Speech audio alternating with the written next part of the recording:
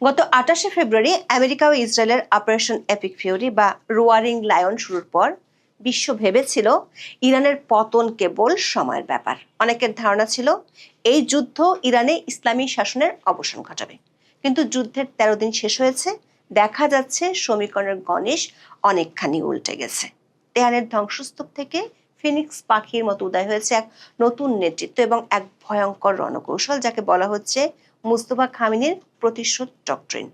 পশ্চিমার সামরিক শক্তি যখন ক্ষেপণাস্ত্রের মজুদ নিয়ে হিমশিম খাচ্ছে, তখন ইরান তার অপ্রতিসম যুদ্ধের জালে আটকে ফেলেছে বিশ্বের সবচেয়ে শক্তিশালী সামরিক জোটকে। যদিও দফায় দফায় ট্রাম্প আর তার প্রশাসন ইরানে আরো ভয়ঙ্কর হামলার হুমকি দিয়ে যাচ্ছে, কিন্তু বাস্তবতা হলো সমরাস্ত্রের যুদ্ধে শুধু নয়, ট্রাম্প পিছিয়ে পড়ছে অর্থনৈতিক যুদ্ধেও।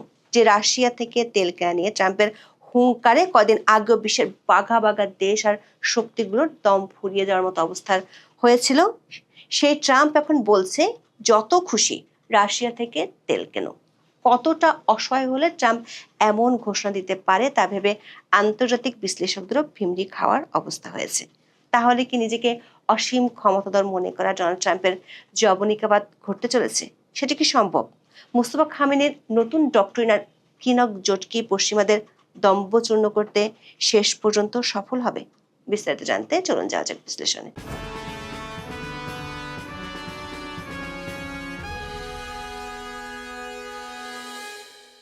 ইরানের ক্ষমতার বিবর্তন বুঝতে হলে মুস্তফা খামেনির উত্থানকে গভীরভাবে পর্যবেক্ষণ করা প্রয়োজন। গত 2 দশক ধরে তিনি ইরানের রাজনীতি ও সামরিক কাঠামোর অন্তর্মহলে এক রহস্যময় কিন্তু অত্যন্ত শক্তিশালী চরিত্র হিসেবে কাজ করেছেন। তার এই উত্থান কোনো আকস্মিক ঘটনা নয়, বরং দীর্ঘ বছরের পরিকল্পনা ও নিরাপত্তা সংস্থাগুলোর সাথে নিবিড় সংযোগের ফল। 28শে ফেব্রুয়ারির হামলার পর যখন ইরানের ভবিষ্যৎ নিয়ে চরম অনিশ্চয়তা তৈরি হয়েছিল, তখন ইসলামিক রেভলিউশনারি গার্ড কর্পস বা আইআরজিসি অত্যন্ত দ্রুততার সাথে মুস্তফা খামেনির নাম ঘোষণা করে। যদিও আলী খামেনির উইলে তার ছেলের উত্তরাধিকার নিয়ে কিছু আপত্তির কথা শোনা গিয়েছিল, কিন্তু যুদ্ধের এই সংকটকালীন মুহূর্তে আইআরজিসি মুস্তফাকে তাদের প্রধান বাজি হিসেবে বেছে নেয়। মুস্তফার সাথে সামরিক বাহিনীর এই সখ্যতা দীর্ঘদিনের। তিনি আইআরজিসির হাবিব ব্যাটালিয়নে দায়িত্ব পালন করেছেন এবং কুদুস ফোর্সের কার্যক্রমে নেপথ্য সমন্বয়কারী হিসেবে কাজ করেছেন। তার এই সামরিক সংশ্লিষ্টতা তাকে এমন এক নেতা হিসেবে প্রতিষ্ঠিত করেছে যিনি কেবল ধর্মীয় তাত্ত্বিক নন, বরং একজন ঝানু রণকৌশলী। গত 12ই মার্চ নিজের প্রথম ভাষণে মুস্তফা খামেনি যে বার্তা দিয়েছেন তা পেন্টাগন এবং তেল আবিবের নীতি নির্ধারকদের রাতের ঘুম হারাম করে দিয়েছে। মুস্তফার এই দ্রুত অভিষেক ডোনাল্ড ট্রাম্পের আশা ভরসাকে ধূলিসাৎ করে দিয়েছে। ট্রাম্প আশা করেছেন আলী খামেনির মৃত্যুর পর ইরানে গৃহযুদ্ধ বা ক্ষমতার দ্বন্দ্ব শুরু হবে, যা শাসন পরিবর্তনের পথ প্রশস্ত করবে। কিন্তু মুস্তফার নেতৃত্বে ইরানের রাষ্ট্র কাঠামো এখন একীভূত ও অধিকতর সংহতি প্রদর্শন করেছে। মুস্তফা খামেনি ক্ষমতা গ্রহণ করে যে প্রতিশোধ ডক্ট্রিন ঘোষণা করেছেন তা প্রচলিত যুদ্ধের ব্যাকরণকে বদলে দিয়েছে। এই ডক্ট্রিনের মূল স্তম্ভ হলো কিসাস বা চোখের বদলে চোখ। দর্শক, এটি কোনো প্রতীকী প্রতিশোধ নয়, বরং শত্রুর অস্তিত্বকে বিপন্ন করার এক সর্বাত্মক পরিকল্পনা। মুস্তফা খামেনির এই ডক্ট্রিনের মূল কথা হলো ইরানের প্রতিটি নাগরিকের রক্তের হিসাব হবে স্বাধীনভাবে। তিনি ঘোষণা করেছেন প্রতিশোধ কেবল তার পিতার হত্যার মধ্যে সীমাবদ্ধ নয়, প্রতিটি ইরানি শহীদের রক্তের জন্য স্বতন্ত্র প্রতিশোধ নেওয়া হবে। মুস্তফা খামেনির এই ডক্ট্রিনের সবচেয়ে ভীতিকর দিক হলো এর অর্থনৈতিক শর্তগুলো। ইরান আমেরিকা ও তার মিত্রদের কাছে যুদ্ধের ক্ষয়ক্ষতির জন্য বিশাল অঙ্কের আর্থিক ক্ষতিপূরণ দাবি করেছে। যদি ক্ষতিপূরণ না দেওয়া হয়, তবে ইরান শত্রু দেশগুলোর সহমূল্যের সম্পদ ধ্বংস করার ঘোষণা দিয়েছে।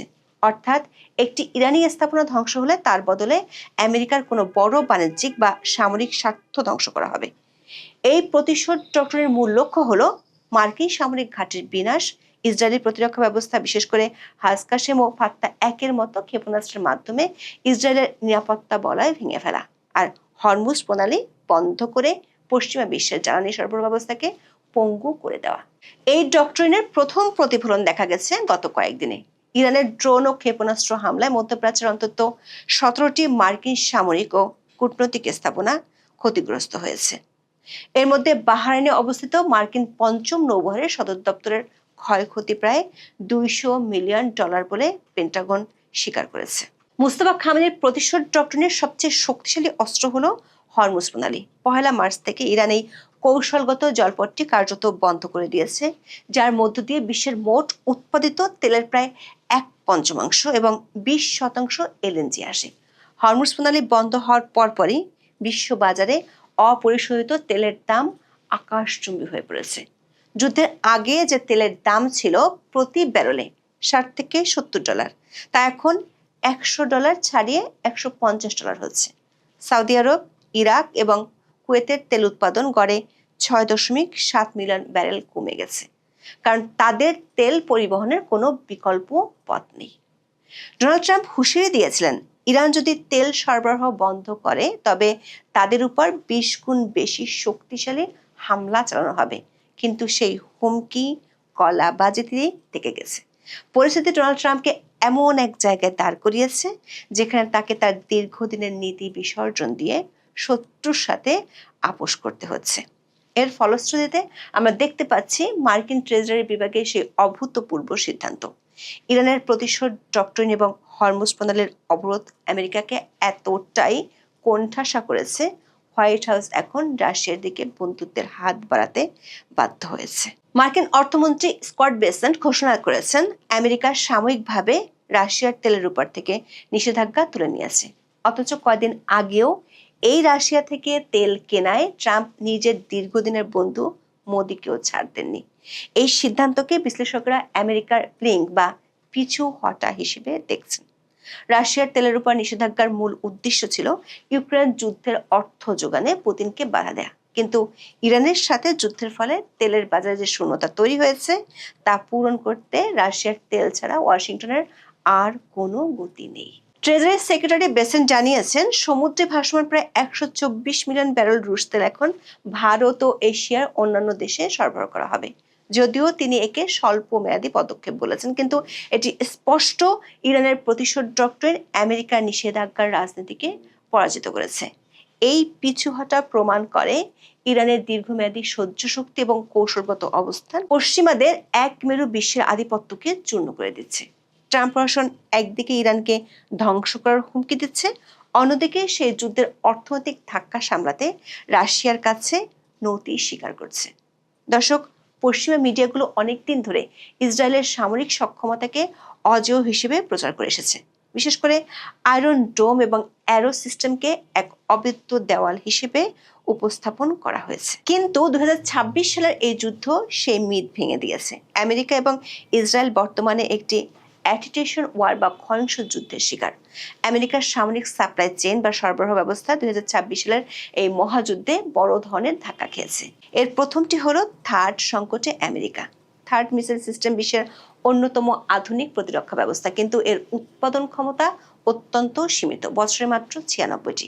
অথচ ইরান এক রাতেই শত শত ড্রোন ও মিসাইল ছুড়েছে। গত বছর ইসরায়েলকে বাঁচাতে গিয়ে আমেরিকা তাদের মোট মজুদের 1/4 থার্ড ইন্টারসেপ্টর খরচ করে ফেলেছিল। এখন আমেরিকার কাছে কয়েক সপ্তাহের জন্য প্রয়োজনীয় প্রিসিশন মিসাইল মজুদ আছে। ইরানের হাস কাশেম ব্যালিস্টিক ক্ষেপণাস্ত্র এবং ফাত্তা-1 হাইপারসনিক ক্ষেপণাস্ত্র এই যুদ্ধের গতিপথ বদলে দিয়েছে।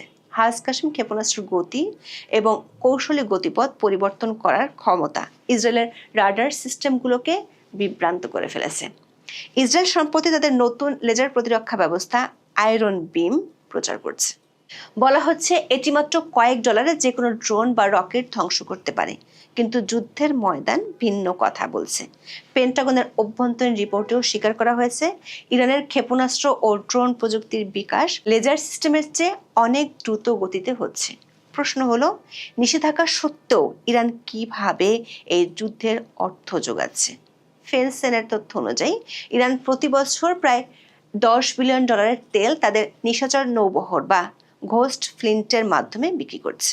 এছাড়া ক্রিপ্টোকারেন্সি ইকোসিস্টেম ব্যবহার করে ইরান প্রায় $7.78 বিলিয়ন লেনদেন করেছে, যা মার্কিন ব্যাংকিং নিষেধাজ্ঞাকে পুরোপুরি অকার্যকর করে দিয়েছে।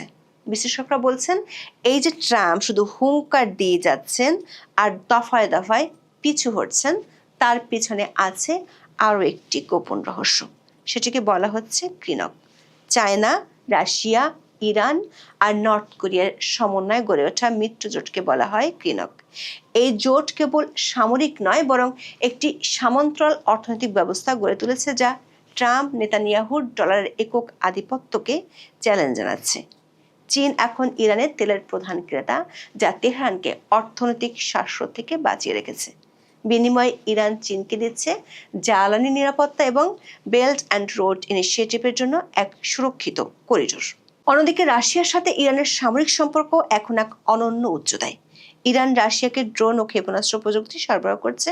বিনিময়ে রাশিয়া ইরানকে দিচ্ছে অত্যাধুনিক S-400 বিমান প্রতিরক্ষা ব্যবস্থা এবং সুখোই 35 যুদ্ধ বিমান। আর এই মার্চ পর্যন্ত পাওয়া তথ্য বিশ্লেষণ করলে দেখা যাচ্ছে আমেরিকা ও ইসরায়েল তাদের আধুনিক প্রযুক্তি এবং আকাশ সক্ষমতা নিয়ে যে দম্ভ করেছিল তা ইরানের অপ্রতিসম কৌশলের সামনে ফিকে হয়ে গেছে। মোস্তফা খামেনির প্রতিশোধ ডক্ট্রিন কেবল যুদ্ধের ঘোষণা নয়, এটি পশ্চিমা বিশ্ব ব্যবস্থার বিরুদ্ধে একটি শক্তিশালী চ্যালেঞ্জ। আমেরিকা বর্তমানে তাদের ফুরিয়ে আসা ইন্টারসেপ্টর এবং তেলের আকাশচুম্বী দাম নিয়ে চিন্তিত। অন্যদিকে ইরান তার 31টি স্বাধীন সামরিক কমান্ড এবং নতুন হাইপারসনিক মিসাইল নিয়ে একটি দীর্ঘস্থায়ী যুদ্ধের জন্য প্রস্তুত।